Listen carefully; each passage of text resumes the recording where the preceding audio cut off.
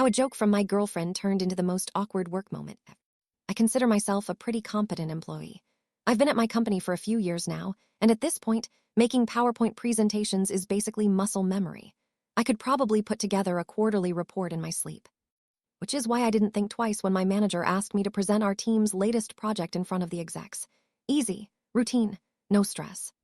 At least, that's what I thought, until I clicked to the next slide. And there she was. Not my manager, not my team's data, my girlfriend. Completely naked. So let me rewind a little. My girlfriend, Emily, is a sweetheart. We've been together for years, and she's always looking for ways to make me smile.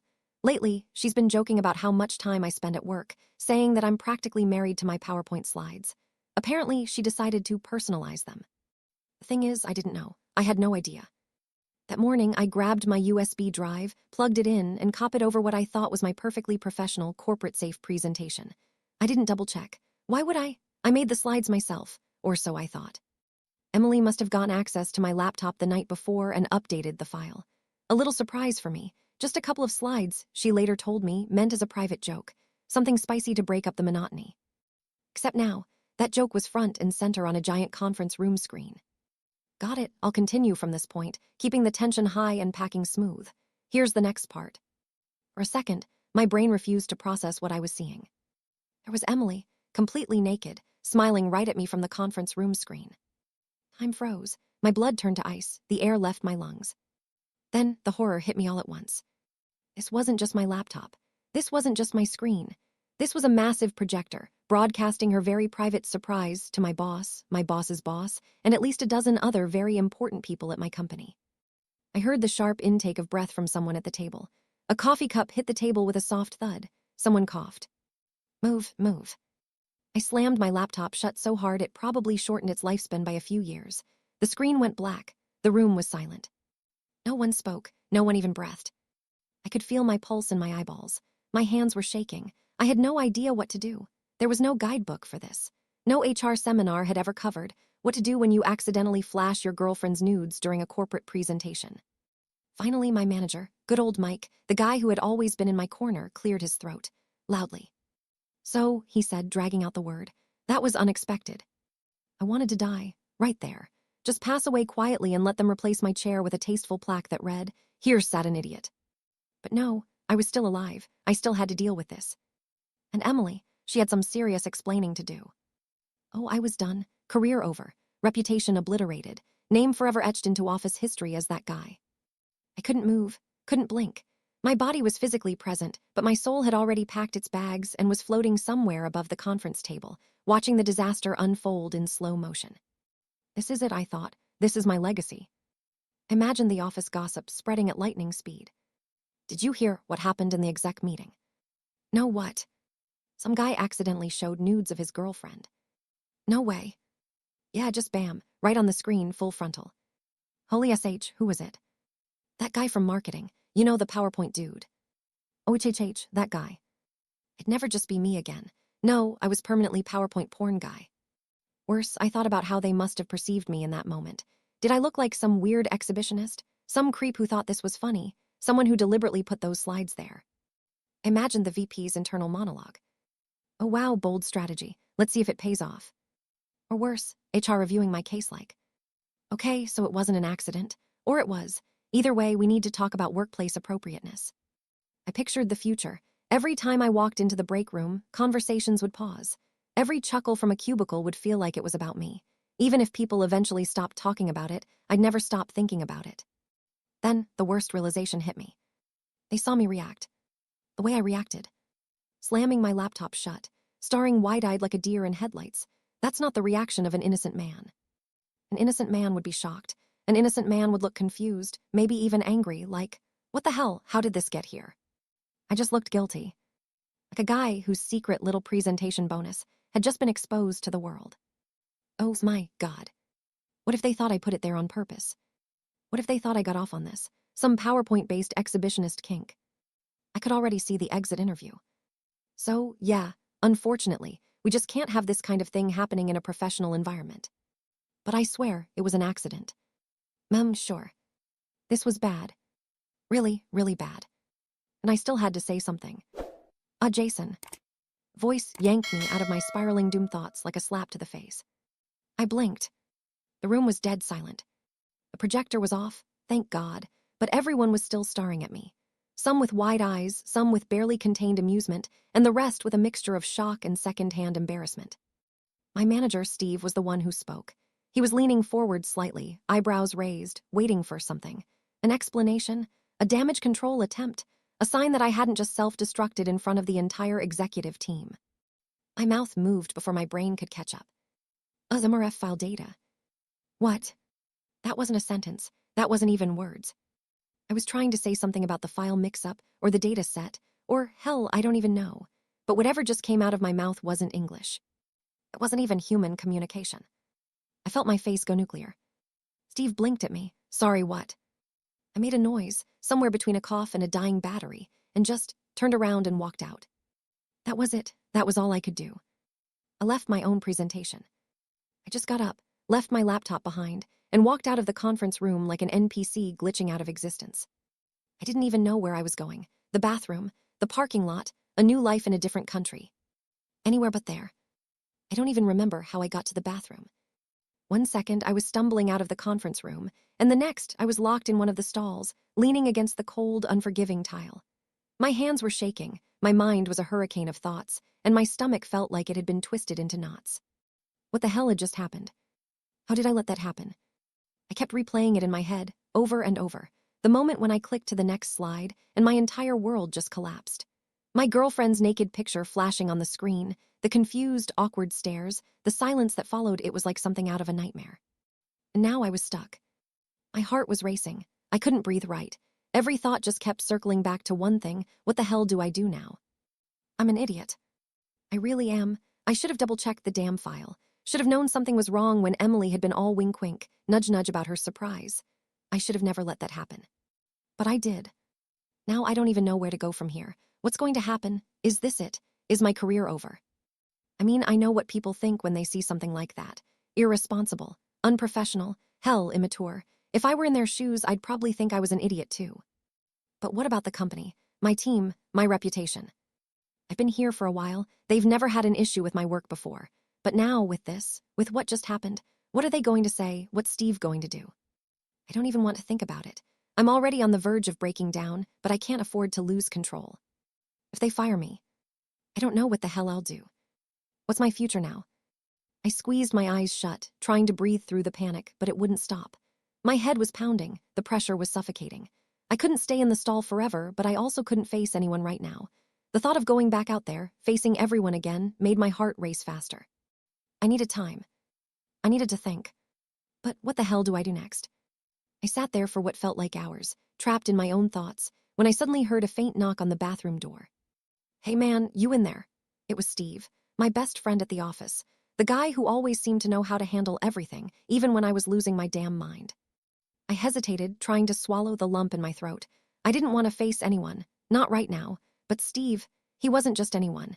He was the one person in the office who could probably get me through this. I took a deep breath, wiped my face, and slowly stood up. Yeah, I'm here, I muttered, my voice rough.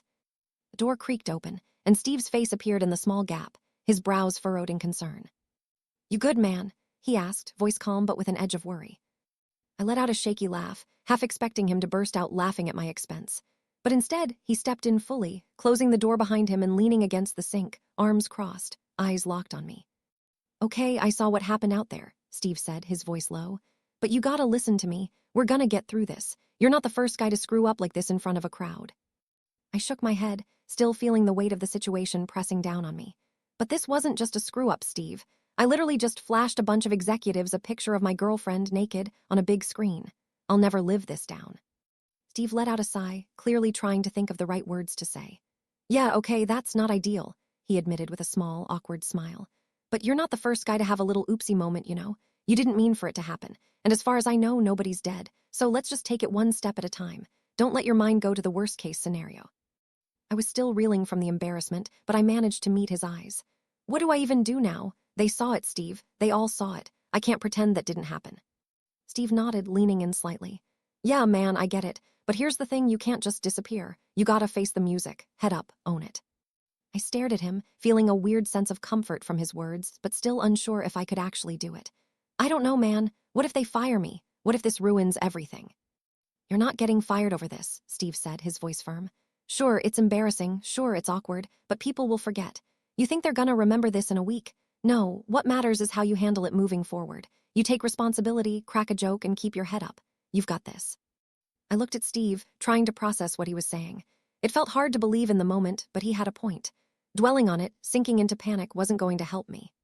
He took a step forward and clapped me on the back. Now, I'm not saying this is going to be easy, but you're not the guy who screws up and disappears. You own it, you fix it, and you move on. Worst case, they all laugh about it at the next happy hour and we all move on. Hell, it'll be your best story at the bar. I couldn't help but chuckle, despite myself. Steve had this way of making me see the brighter side of things. Maybe it was just his laid-back attitude, or maybe it was just knowing that at least someone had my back in this mess. Yeah, I guess you're right, I said, finally breathing a little easier. I can't just hide in here forever. Steve grinned. Hell no, you can't. You've got a job to do, man. And we need you to go out there and show everyone that you're the professional they hired, even if your presentation was a little out of the box. I took one more deep breath, feeling the weight in my chest begin to lift. It wasn't going to be easy, but with Steve's help, I might actually survive this. Thanks, man, I said, managing a small smile. I guess I just needed a little perspective. Anytime, Steve said, his grin widening. Now, let's get back out there. You've got a crowd waiting, and they're probably more curious about what's coming next than what just happened. I nodded, finally feeling like I could face the world again. Sure, it wasn't going to be smooth sailing, but maybe, just maybe, this wasn't the end of everything. And with a friend like Steve, I could handle whatever came next. Steve handed me his laptop with a small smile, as if handing over a lifeline. I took it from him, still feeling the weight of what had just happened. I didn't want to, but I knew I needed to check. If I was going to fix this, I had to know exactly what was going on. All right, I muttered, still in a daze. Let's see what the damage is. I opened the laptop and plugged in the USB drive I had taken to the meeting, my fingers trembling a little as I navigated to the folder where my presentation was stored. My heart pounded. I wasn't sure what I was expecting to see, but I couldn't shake the feeling that the nightmare was only just beginning. I clicked on the file, and to my relief, well, kind of relief, it opened up just like I had saved it before, except there was a slight difference. I noticed another file, almost identical to the one I had originally put together, but this one was newer. I clicked on it, and there it was, a duplicate of my presentation. But it wasn't what I had thought. Instead of the slides of charts and numbers that were supposed to be there, the first few slides were exactly what I'd expected: data, pie charts, and team progress reports. Then, it hit me, the slides with the big presentation title. They were exactly the same as the first file, except now the images were swapped. The images of the project were replaced by pictures of Emily. Full, frontal, naked. She'd somehow added those photos into the slides, and it looked like she'd replaced some of the slides I had worked on with them. She had done this as a joke, a private joke. She told me later, one meant only for me. The thing was, she didn't bother to tell me about it, didn't even warn me that she'd done this. As I stared at the screen, trying to process what had just happened, Steve stood behind me, watching with a curious look, trying not to laugh. Dude, Steve said, his tone serious but with a hint of disbelief. Your girlfriend's a savage. I rubbed my face with my hands, trying to shake the sense of absolute humiliation. Yeah, a savage who decided to surprise me at work in front of the entire executive team. Steve crossed his arms and gave me a sympathetic look. Okay, well, it's not as bad as you think. It could have been worse. I turned to him with a disbelieving stare. How could it possibly be worse? Think about it, Steve said, sitting down next to me. At least it was. I don't know, could have been a lot more explicit, man. I let out a strangled laugh, not sure whether I should be crying or laughing. Yeah, thanks for the perspective, Steve, but I'm not sure that's gonna help me when I go back out there. He raised an eyebrow. What's the plan now then? I thought for a moment. I was still shaken up, but now that I had seen the full extent of the disaster, now that I knew Emily hadn't meant any harm, I was starting to feel a little more clarity. Well, I said, pulling the laptop close to me, I guess I'll just have to go out there and explain it. It wasn't intentional. I'll tell them everything. I'll tell them she did it as a joke and that it's totally my fault for not checking my presentation. Steve nodded slowly, a knowing smirk crossing his face. You sure about that? I blinked, looking at him confusedly. What do you mean?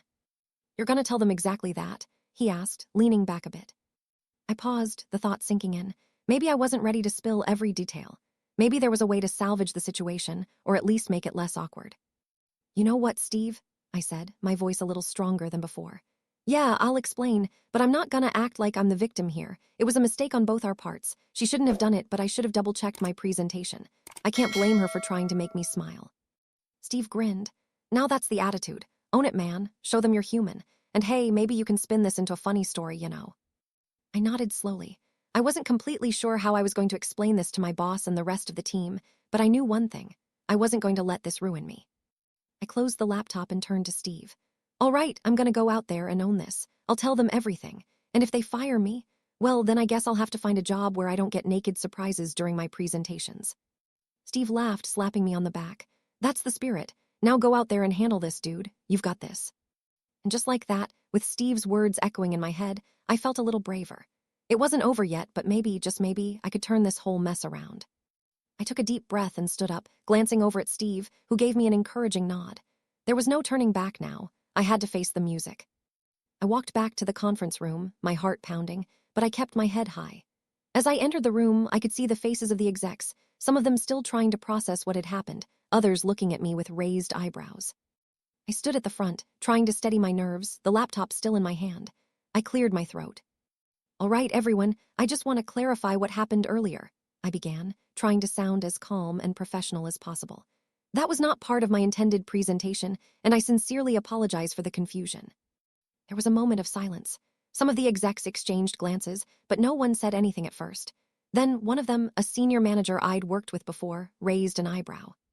So what exactly was that? She asked, her voice curious but calm. I swallowed hard and glanced down at my laptop, now sitting on the table in front of me. That was a personal joke from my girlfriend. She thought it would be funny to update my presentation with, a few images. I had no idea it had been changed. It was meant to be a private thing between us, and I sincerely apologize for the inappropriate surprise. A few people in the room exchanged glances again. I could tell some of them were trying not to laugh, but they were holding it together, clearly trying to maintain a professional demeanor. One of the younger execs, a guy I'd never seen smile much, was clearly struggling not to grin. But I didn't let their reactions get to me. I took another steadying breath and clicked to the next slide. Now, let's get back on track. I have the data and the analysis for the project, and I'll walk you through the details. I focused on the presentation from there on out, not allowing myself to look up at anyone. I kept my voice steady, explaining the figures, the graphs, and the progress we'd made as a team. I was determined to finish what I had started, and no matter how awkward this was, I wasn't going to let it throw me off my game. As I reached the last slide, I glanced up briefly to see the room was much more composed now. The smiles had faded, but there was still an understanding in their eyes. The situation had been uncomfortable, sure, but they weren't holding it against me. I cleared my throat one last time. Again, I apologize for the earlier situation. It was completely unprofessional, and I can assure you that I'll be more careful going forward. Thank you for your patience. There was a brief pause before the senior manager from earlier spoke up again, her tone surprisingly light. Well, it was certainly memorable. A few other execs nodded, some giving me encouraging looks. One even gave a small chuckle. I didn't take offense. I didn't have time to. I had just faced one of the most awkward moments of my career, and now it was behind me. I nodded, offering a small, strained smile. Thanks again, everyone. Now, if there are no further questions, I'll leave you to discuss the project details. With that, I quickly packed up my laptop, gave a brief, awkward bow to the room, and left. As I walked down the hall, I could feel the tension finally start to leave my body. The worst was over. I had survived. By the time I got home, I felt like a whole weight had been lifted off my shoulders. The day had been nothing short of chaotic, but I had made it through. I let out a long sigh as I opened the door to my apartment, bracing myself for the conversation I knew was coming. Emily was sitting on the couch, her feet curled up beneath her, scrolling through her phone. She looked up as soon as she heard me come in, a bright smile forming on her face. But as she noticed my expression, the smile faltered a bit, and she sat up straighter. Hey, how'd it go? I saw your message earlier. Was everything okay? She asked, her voice laced with concern. I dropped my bag by the door and walked over to her, sinking into the chair across from her. I let out another heavy sigh, rubbing my face in exhaustion. You could say, it went, but it was definitely an experience. Emily's face scrunched in confusion. What do you mean? I leaned back in my chair and stared at the ceiling for a second. Well, you know the presentation I had today? You know the one I was working on for weeks? I paused, waiting for her to catch on. Her eyes widened slightly as she slowly nodded. Yeah, she said, trailing off, clearly picking up on the tone in my voice. Well, it wasn't exactly the presentation I thought it was, I began, choosing my words carefully. Apparently you updated it, and well, Let's just say I was not expecting the surprise you added. Emily's eyes went wide with realization. She froze for a moment before slowly looking down at her hands. Oh my God, no, she whispered. I couldn't help but let out a small chuckle despite the cringeworthy memories. Yeah, Emily, there were naked pictures of you in the middle of a corporate presentation. Not exactly the best way to impress the execs, I'll tell you that much. She turned bright red, her mouth opening and closing as if she was trying to find something to say. Oh my God, I'm so sorry. I thought it would be funny, like a little private joke. I didn't think it would go there. I know you didn't mean for it to blow up like that, I said, rubbing my forehead. But well, it kind of did. I really didn't mean to cause you any trouble, Emily said softly, her eyes downcast. I just thought you're always so serious with work, and I wanted to do something spontaneous and fun. I didn't think anyone would actually see it. It was supposed to be just for you. I shook my head, not angry, just a bit overwhelmed by everything. It wasn't just for me, though. It was on a giant screen for my whole team, and I broke off, realizing I didn't even need to explain it. She already understood. I'm so sorry, Emily repeated, her voice quiet. I didn't mean to put you in that position. I nodded, taking a deep breath to calm myself. It's okay, Em. It's not the end of the world. Honestly, it was awkward, sure, but I'm not mad at you. You were just trying to do something sweet. But maybe, next time, a little less spicy surprise, yeah. She laughed weakly, a bit of nervous tension still lingering. Deal. I promise, no more surprise nudity in corporate presentations. Good, I said, managing a small smile. We sat there in silence for a few moments, the tension slowly ebbing away as I thought about the day. It was one hell of a story, one that I'd be telling for a long time. But somehow, having Emily by my side made everything feel less ridiculous. I'll make it up to you, she said, leaning forward. Let's go out, my treat, anywhere you want to make up for, you know. I chuckled again, shaking my head. I think we're both good, but I appreciate it. We shared a smile, the awkwardness starting to fade into something lighter. I knew this was going to be one of those moments that would stick with us forever, but in a weird way, it also felt like just another chapter in our relationship. We gotten through some weird stuff together before, and somehow we'd come out on the other side. Just please don't send me that kind of surprise ever again, I said, half joking, half serious. I promise, she said, laughing as she leaned over to hug me. And for the first time that day, I felt like everything was going to be okay.